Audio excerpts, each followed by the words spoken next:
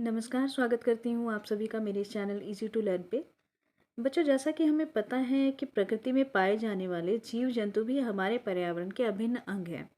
तो आज मैं लेकर आ रही हूँ आप लोगों के सामने महादेवी वर्मा की लिखी हुई गिल्लू। ये कहानी है एक गिलहरी के ऊपर। चलिए पढ़ते हैं। अचानक एक दिन सवेरे कमरे में आकर मैंने देखा, दो कौवे गमले के चारों ओर छुआ छुआवल का खेल खेल रहे हैं। निकट जाकर देखा, गिलहरी का एक छोटा बच्चा है जो संभवतः घोंसले से गिर पड़ा है और अब कौवे उसे अपना सुलभ आहार खोज रहे हैं। वह निश्चेत सा गमले में लिपटा पड़ा था। सबने कहा, कौवे की चोंच का घाव लगने के बाद यह बच नहीं सकता, अतः इसे ऐसे ही रहने दिया जाए। परंतु मेरा मन नहीं माना और मैं उसे हौले से उठाकर अपने कमरे में ले आई और फिर रुई से रक्त पोंछकर घाव पर पेनिसिलिन का मरहम लगाया। रुई की पतली बत्ती बनाकर दूध में भिगोकर जैसे तैसे उसके नन्हे से मुंह में लगाई, पर मुंह खुल न सका और दूध की दो बूंदें दोनों ओर लुढ़क गई। कई घंटों तक लगातार उपचार के बाद उसके मुंह में एक बूंद पानी टपकाया जा सका। तीसरे दिन वह इतना अच्छा और आश्वस्त हो गया कि मेरी उंगलियां अपने दोनों नन्हे पंजों से पकड़कर नीले कांच की मोती जैसी आंखों से इधर उधर देखने लगा। 3-4 माह में उसके स्निग्ध रोए, झब्बेदार पूंछ और चंचल चमकीली आंखें सबको विस्मित करने लगी। सभी उसे गिल्लू कहकर बुलाने लगे। मैंने फूल रखने की एक हल्की डलिया में रुई बिछाकर उसे तार से खिड़की पर लटका दिया। वही 2 वर्ष तक गिल्लू का घर रहा। वह स्वयं हिलाकर अपने घर में झूला झूलाता और अपनी कांच के मनकोसी आंखों से कमरे के भीतर और खिड़की के बाहर जाने की कोशिश करता। उसकी समझदारी और क्रियाकलाप पर सबको आश्चर्य होता। जब मैं लिखने बैठती तो मेरा ध्यान आकर्षित करने के लिए वह मेरे पैर पर आकर सर से पर्दे पर चढ़ जाता और फिर तेजी से उतरता। उसका यह दौड़ने का क्रम तब तक चलता जब तक मैं उसे पकड़ने के लिए नहीं उठती।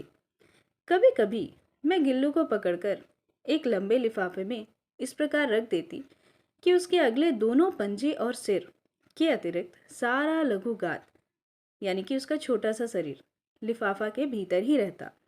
भूख लगने पर चिक चिक करके मानो वह मुझे सूचना देता और काजू या बिस्किट मिल जाने पर उसी स्थिति में लिफाफे से बाहर वाले पंजे से पकड़कर उसे कुतरता रहता। फिर गिल्लू के जीवन का प्रथम वसंत आया। नीम चमेली की गंध मेरे कमरे में हौले हौले आने लगी। बाहर की गिलहरियां खिड़की की जाली के पास आकर चिक चिक करके न जाने क्या कहने लगी। गिल्लू को जाली के पास बैठकर अपनेपन से बाहर झांकते देखकर मुझे लगा कि इसे मुक्त करना आवश्यक है। मैंने कीले निकालकर जाली का एक कोना खोल दिया और इस मार्ग से गिल्लू न बाहर जाने पर सचमुच ही मुक्ति की सांस ली। इतने छोटे जीव को घर में पले कुत्ते बिल्लियों से बचाना भी एक समस्या थी। मेरे कमरे से बाहर जाने पर गिल्लू भी खिड़की की खुली जाली की राह से बाहर चला जाता और दिन भर गिलहरियों के झुंड का नेता बना हर डाल पर उछलता कूदता रहता और ठीक 4 बजे वह खिड़की के भीतर अपने झूले में झूलने लगता।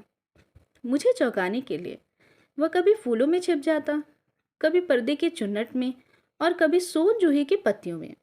मेरे पास बहुत से पशु पक्षी हैं और उनका मुझसे लगाव भी कम नहीं है, परंतु उनमें से किसी की मेरे साथ और मेरे थाली में खाने की हिम्मत नहीं हुई, ऐसा मुझे स्मरण नहीं आता। गिल्लू इनमें से अपवाद था।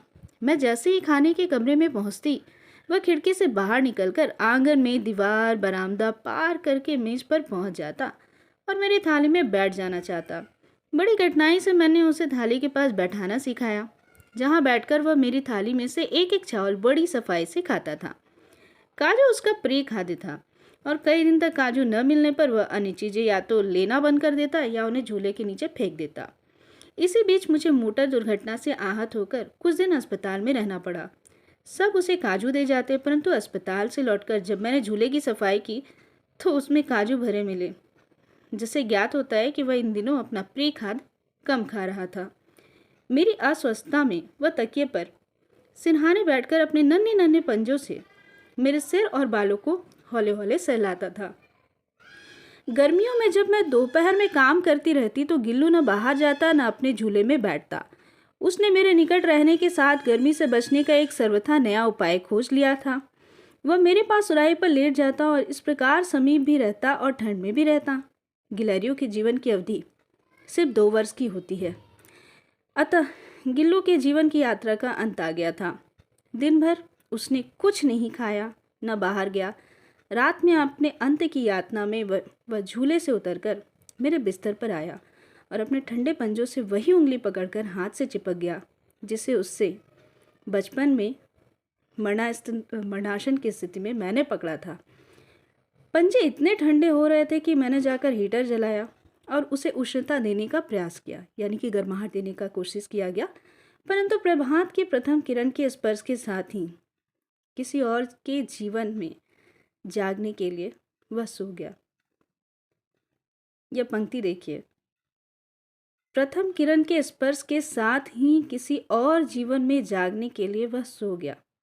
सोन जोही की लता के नीचे गिल्लू को समाधि दी गई, इसलिए भी कि उसे वह लता बहुत प्रिय थी। उस लघुगात का किसी वासंती दिन जूही के नीलाभ छोटे फूल में खिल जाने का विश्वास मुझे संतोष देता है। धन्यवाद।